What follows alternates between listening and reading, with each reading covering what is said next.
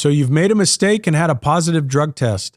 On this episode of Driven Too Far, we'll be breaking down the steps you need to take to get back on the road. Hello, I'm Andrew Winkler with Chief Carriers, and this is Driven Too Far, the truth about trucking, a podcast that helps over-the-road truck drivers balance career and family. The reason I came up with this topic was I see it all the time. So on the message boards on social media or private messages that come in via email or messenger, things like that, we get drivers asking all the time, are you a SAP-Friendly company? And what that tells me is they've had some kind of positive drug test, and now they have to go through the steps to get back on the road. And if they're asking if we're SAP-Friendly, it tells me they've probably already gone through the steps. But not all carriers are open to that, meaning they may have internal policies that say we don't hire people that have had positive drug tests in the past. So let's start out with the Clearinghouse. If you are familiar with it, maybe you've heard about it, not sure what it is, but back in January of 2020, the FMCSA launched the Drug and Alcohol Clearinghouse, and it's now a requirement for all carriers to submit any positives, drug tests into the Clearinghouse. So in the past, it seemed like it was easier for drivers maybe to have a positive, and they could kind of, if they moved quick enough and knew where they were going, they could get hired on to a new carrier before it kind of caught up with them. So there was ways to get around it. Now, the Clearinghouse was specifically built to kind of close some of those loopholes and make sure we have a national database now. So you can't, if you had a positive test at a carrier over in California and you're trying to get hired by one in New Jersey, they're going to know. Every carrier is required to report to this Clearinghouse of any positives. They're also required to report any refusals. So a lot of times what happens is you never know when you're going to get called in for a random, right? So safety calls you in and say, by the way, you're on a random list and I need a sample from you within the next couple hours. Well, maybe you live in a state where marijuana is legal, or maybe you've been partying a little bit too hard, something like that, and you're just pretty fearful that that test won't come back in your favor. So you just say, nope, I'm not going to take it, or you quit, or maybe you take off and leave the terminal without submitting the drug test. Any of those things will get you terminated right away. The FMCSA looks at a drug refusal the same as a positive. So that's how it will get reported into the Clearinghouse. So just by skipping out, if you think you're not going to be guilty, that's not how it's going to work. You're going to have a positive on your record. Now, when drivers ask if we're SAP-Friendly, what does that mean? So SAP stands for Substance Abuse Professional or Substance Abuse Program. So the FMCSA says once you've had a positive test, you've got to do certain things to get your CDL back, to get back behind the wheel. It's going to be a little bit different for every person, because one of the steps you're going to have to take is you're going to have to sit down through call it an interview or a session with a substance abuse professional, and they're going to have to just determine how serious your issue is. Now, if it was a one-time deal, and you know, you've never done that before and you just happen to got caught or happen to be at a party or something like that, maybe that's less serious. But if somebody admits to being a habitual user, or maybe they've had issues throughout their entire lifetime, the program that they subscribe to you, meaning the counseling and all the things you have to go through, is probably going to be a lot longer and a little more intense than somebody that doesn't have quite as big of a problem. I'd share a quick story of a former driver we had, just so you kind of understand how it works. But he got popped on a random, and you know, he knew it. And one of the things that happens is when we send those samples in, the lab will always try to call the driver first before they call us, the company. So they want to talk to the driver firsthand, make sure that whatever results they're seeing in their testing, there isn't some other reason for it. You know, are you on some prescription drugs or something to that effect that may have made that a positive test?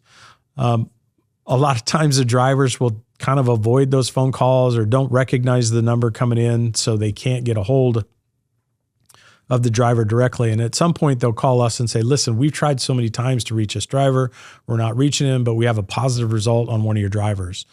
What we have to do then is we have to stop you. We can't let you continue to drive the vehicle. So as soon as we get notified, safety's going to jump into action, probably get you pulled off to the side of the road, removed from the truck, whatever that looks like, get you out of there. It's really inconvenient for everybody, right? Because now we've got a truck and probably a load to recover. We've got to figure out what to do with you, or you're going to have to figure out how to get home type thing. Essentially, from that point on, as soon as we're notified that you had a positive test, we're obligated to pull you out of that truck and stop you. We can't let you behind the wheel again. But we had a guy that had a positive on a random. He knew it. He was forward enough to admit that, yep, he certainly did do it. And he wanted to know right away, talking to our safety department, look, I screwed up. Should have never happened, but it did. What do I got to do to make this right? So our obligation as a company is to put you in contact with a substance abuse professional. And most companies have a list or, several options or something to get you in touch with someone near your house or your hometown type thing. You're going to have to go in for an interview. They're going to have to figure out what kind of program they need to put you through as far as counseling, how serious it needs to be. And then you're going to have to go through probably a series of random drug tests and come back negative after you've been through the counseling before you can get back in the truck. And by the way, there's a very good chance that once you get back in the truck and you've completed that SAP program, that those randoms are going to continue for some time into the near future. And they may tell us that this driver needs to have 6 randoms within the next 6 months or 8 randoms within a year or something like that. And you're not going to have any notice of when those randoms are going to happen. So it's supposed to be like that, just to make sure that you haven't lapsed and fallen backwards and doing your thing again. But that's the process that it takes. Now, can you correct it? Can you get back in the seat and drive again? Yeah, you certainly can. But unfortunately, that's also going to follow you because of the Drug and Alcohol Clearinghouse. Any carrier you apply to going down the road is going to be able to see that you had an issue at some point. When it comes to SAP-friendly companies, like I remember SAP-friendly truck lines, some will have a policy they're just not going to look at that. They're not going to accept any driver applications from drivers that have had that kind of history. Others are a little bit more lenient, that they may be willing to work with you and stuff. So once you've had a positive test, you've gone through your SAP program, if your current company is willing to hire you back, maybe you want to do that. Maybe you don't. Maybe you're embarrassed and you want to move on. But one of the things you could do is just Google, SAP-friendly trucking companies. I'm sure there's a list that'll pop up and stuff. And you can start making some phone calls and talking to those recruiters to ask them what their process is. What does that look like? And the only thing that's really going to fix that is probably time for you. Let some time pass. Do we hire SAP-friendly, or are we a SAP-friendly company? And I would say, yes, we are. No, we certainly don't like it, right? Nobody would. But at the same time, we understand mistakes happen, and you get those applications. If somebody had something 10 years ago or longer ago in history and they've remained clean since, then I think that's a pretty good risk for that company to take. Obviously, you made a mistake, you owned it, took care of it, and you've cleaned things up going forward.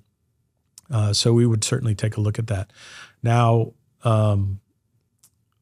would we hire somebody that just came out of a SAP program? We don't have a policy against it, so we may certainly take a look at that stuff, but we also don't have an obligation to hire that person because there is probably a higher risk of them lapsing right after something like happens. Maybe it's a lifestyle choice they've made, and this is kind of regular type thing for them. We're going to be a little bit more cautious bringing those kind of people on. I want to just hit you up with some of the impacts when you think about this. What's it gonna do to you? Well, it's going to have an immediate impact on your driving career and your income, obviously. So you're going to be removed from the truck, sent home, terminated from the company immediately. In our case, that's our policy, 0 tolerance. So it's going to have an impact on your family, right? The income and everything else like that, an impact on your bills. It's going to have an impact on your reputation as a professional driver. Maybe you decide to get out of driving because of it. Maybe that's a catalyst that gets you out of that. But there's a lot of other companies out there that drug test, especially when you get into manufacturing or you're working in any kind of safety sensitive type environment. There's a good chance they may do a pre-employment drug test. They may also have a random program that they put you through too. So I think you're just going to find it harder to find meaningful work or a good job. So that's a definite impact on you. Long-term impacts, obviously limited job opportunities. There'll be less and less truck lines out there willing to hire you because of that mistake. Insurance. So as a risk, it's probably going to be a larger risk for us to bring somebody in like that with our own insurance, but it could also impact your personal insurance, like for your personal vehicles and stuff. There's records out there of some of that. And if insurance does a deep dive, they may be finding that stuff. It could hamper your ability for career advancement too. So think about that when there's two people up for, promotion or a new job opening or something like that. And the employer goes back and looks at the history of that employee, which one are they going to pick? The one that's had some kind of substance abuse or the one without? And there's a good chance they'd probably pick the one without. So anyways, it's just one of those things. I'm not taking sides one way or the other. It's a fact of life that it happens out there, and in the industry we happen to work in, we have to deal with it. So I wanted you to understand what that means. What is SAP-Friendly? What is the process a driver has to go through? What does that look like, and how long does it take? Well, it can take easily a couple months to get through that, all the counseling process, and then the randoms you have to complete. They have to be negative, things like that. So it can really be an interruption to your life. So think twice about that stuff. If somebody offers you something at a party, or maybe you live again in one of those states where some of that stuff's legal. If you make your living with the CDL and you're a professional driver, it's just best to stay clear of that stuff anyway around. Thanks for joining us on this episode of Driven Too Far. At Chief Carriers, safety is top priority. If you need help with substance abuse, check out the link in the show notes.